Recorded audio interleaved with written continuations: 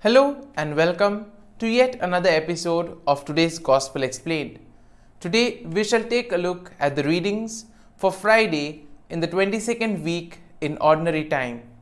And the theme for today's discussion will be the right place at the right time. Now we see that sometimes things are effective when the situation is right. Just as food tastes good when it is well cooked, similarly, there are certain events in our lives that take place at an appropriate time. And if these events take place earlier or later, they are not that effective. But when they take place at that particular instance, we see that the effect is magnified. And the same goes with food. If the food is raw, we don't enjoy it.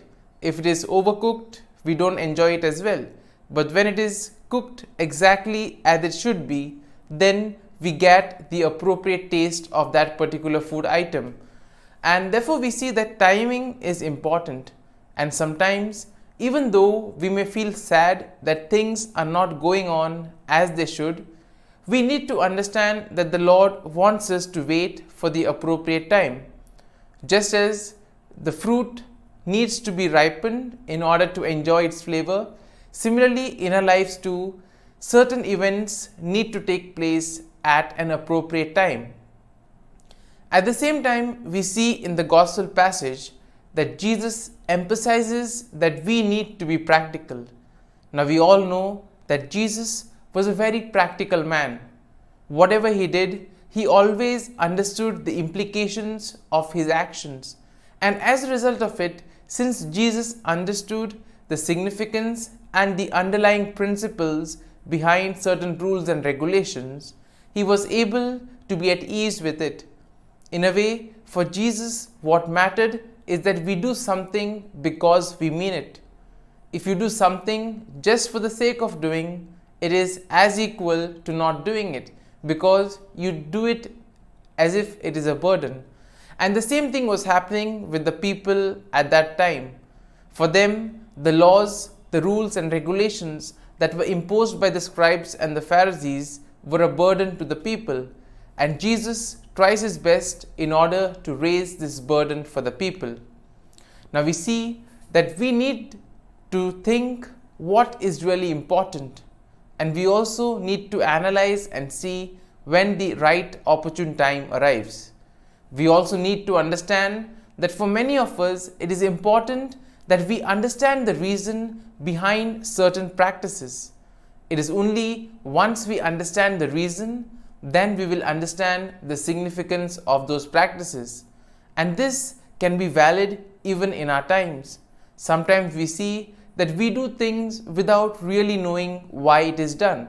And it's only when we understand the underlying principles, then it becomes more meaningful, and most importantly, we enjoy doing it. Let's take a look at the first reading of today. Now, the first reading we see is from the letter of St. Paul to the Colossians. And here we see that Paul, in the letter to the Colossians, tells the people that Jesus is the image of the invisible God. We have our strength and source in and through Jesus. And therefore, whatever we need, Jesus is aware of it. Jesus provides for it. And therefore, it is important for us to put our faith and trust in Him and continue in our mission.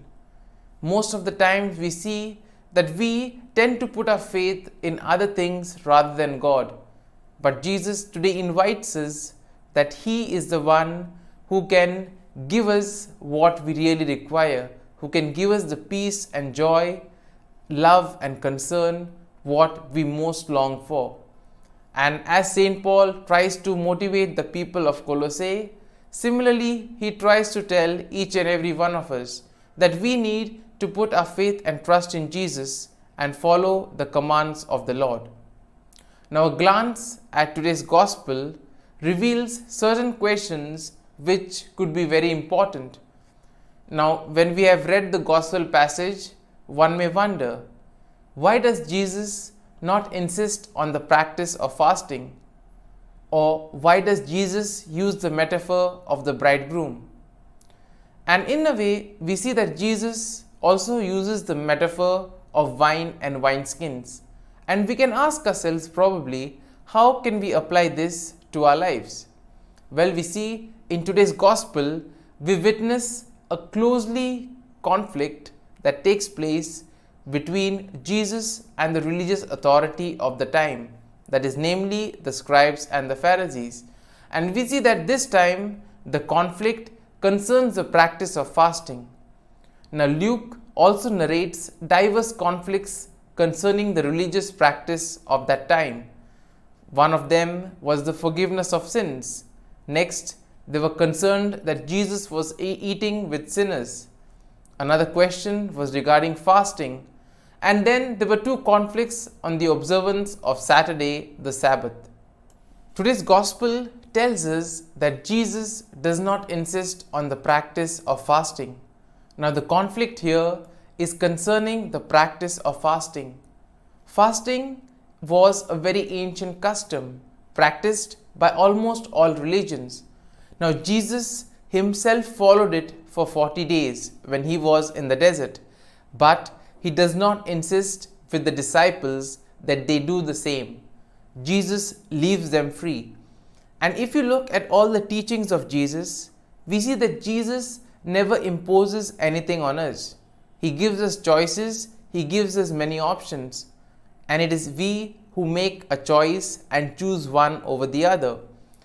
Now, because of this, we see that the disciples of John the Baptist and the Pharisees who were obliged to fast want to know, why does Jesus not insist that his disciples fast? Now, the gospel today speaks of doing the right things at the right time. Now, we see that people fast for various reasons. Now, fasting for spiritual reasons is well recognized as a means of growing in awareness of our weakness and at the same time of helping us overcome them so that we are freer in our lives. At the same time, we see that Jesus insists that whatever we do it because we mean it. We should not do anything just for the sake of doing it, because if something is done just for the sake of doing it, it then loses its value and purpose.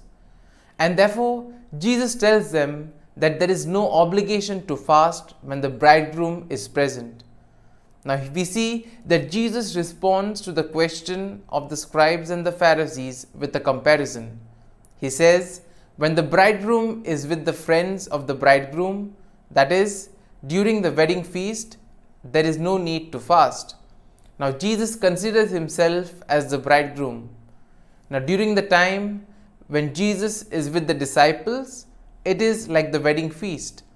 But he tells them that a day will come when the bridegroom will be taken away from them, and then, if they wish, they can fast. Now, Jesus here refers to his death. He knows and he is well aware that if he wants to continue along this path of liberty, the authorities will want to kill him. If Jesus tries to challenge the authority of the time to change their rigidness, then of course they would challenge him and try to get rid of him. And in the Old Testament, we see that at several moments God presents himself as the bridegroom of the people. We see this in the book of Isaiah and also in the prophet Hosea. In the New Testament, Jesus is considered the bridegroom of his people. And Jesus also gives another metaphor of new wine in new wineskins. Now, these words pronounced concerning the new piece of cloth on an old cloak and about new wine in old skins should be understood like a light which gives clarity to diverse conflicts which are narrated by Luke first and after the discussion concerning fasting. Now, they clarify the attitude of Jesus concerning all the conflicts with the religious authorities. Nowadays, we see that there are plenty of conflicts that take place in our day-to-day life. There are certain things which are quite grey, which are not black and white, and as a result of it, there are a number of interpretations for those particular conflicts. And in this way, sometimes we tend to spend more time in deliberating on these conflicts rather than trying to find out a solution. But Jesus tells us that a piece of new cloth is not sewn on an old cloth, because when it is washed, the new piece of cloth shrinks and tears the old cloak even more. In the same way, we see that religion taught by the religious authorities was like an old cloak, like an old skin, and therefore it was not necessary to combine the novelty that Jesus brought with the old customs and uses. It was important for the people to understand that what Jesus said was completely different to what the scribes and the Pharisees were teaching.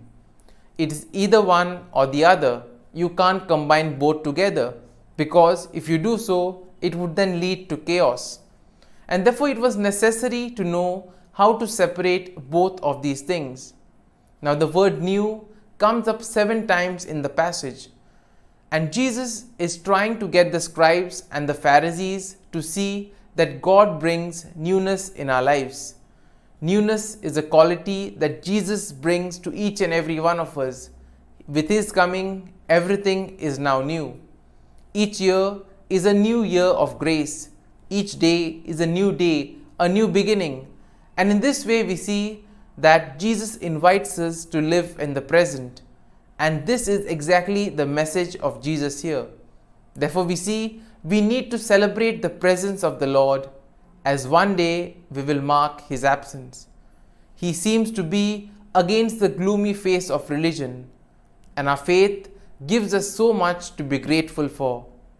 And therefore, as we reflect on the reading of the day, let us ask the Lord for the grace that we too may be able to understand various significances of various rules and regulations. Above all, that we may do things at the right time, and that we may do things because we really mean it. And in this way, it would be appropriate now to reflect on certain questions which would help us to make the gospel passage more personal. And here we can ask ourselves, which conflicts about religious practices cause suffering to people today and are the cause of much discussion and polemics? Next, we can ask ourselves, how can we understand today Jesus' values and Jesus' sayings, especially regarding the wine and the wineskins in our day-to-day life? What comparison can we do, and what is Jesus trying to tell us in our day-to-day life? And then there are certain practices among us that need to be reinterpreted. Which are those? We can analyze this, and if we reflect well on these questions and apply the passage to our lives, then something new will be revealed to us. And let us ask the Lord for the grace that the newness that He gives us may enable us to bear fruits and make a difference in the lives of others and follow the teachings of the Lord wholeheartedly. Amen.